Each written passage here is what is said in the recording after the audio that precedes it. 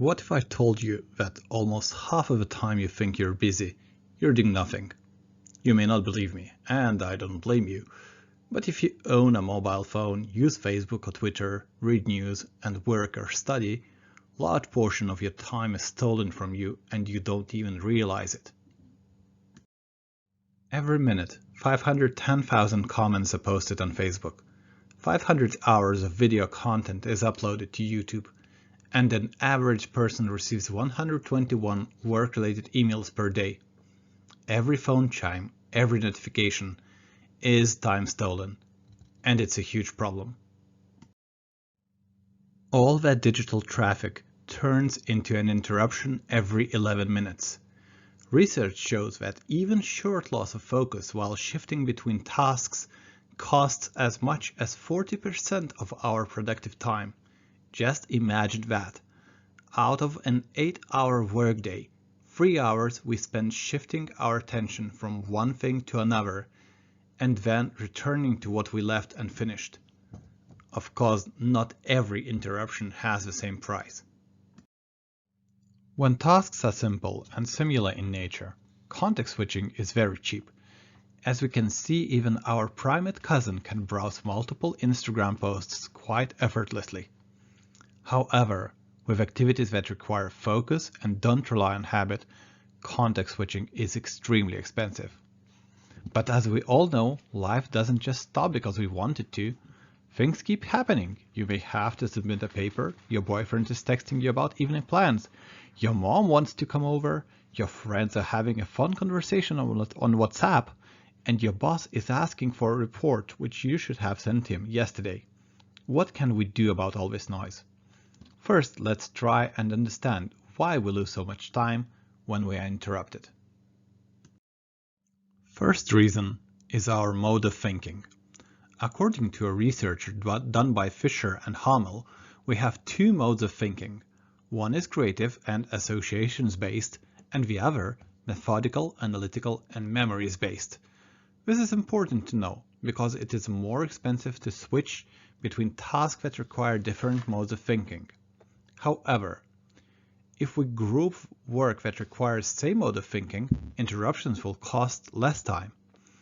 An example of very inefficient way of working would be switching between math problems and creating slogans for an advertising company. It might be something you're into, but just know that you're wasting time and energy this way. Another reason why interruptions hurt our productivity is what Mayers, Evans, and Rubinstein call executive control process and goal-shifting rule activation phases. When you shift your attention from one thing to another, you engage two cognitive processes. First, you change direction, like saying, I will do this instead of that. And then you must load a new set of parameters. Now I have to use these rules instead of those. Using an example of a table game, goal shifting would be equivalent to deciding to stop playing one game and choosing a different one.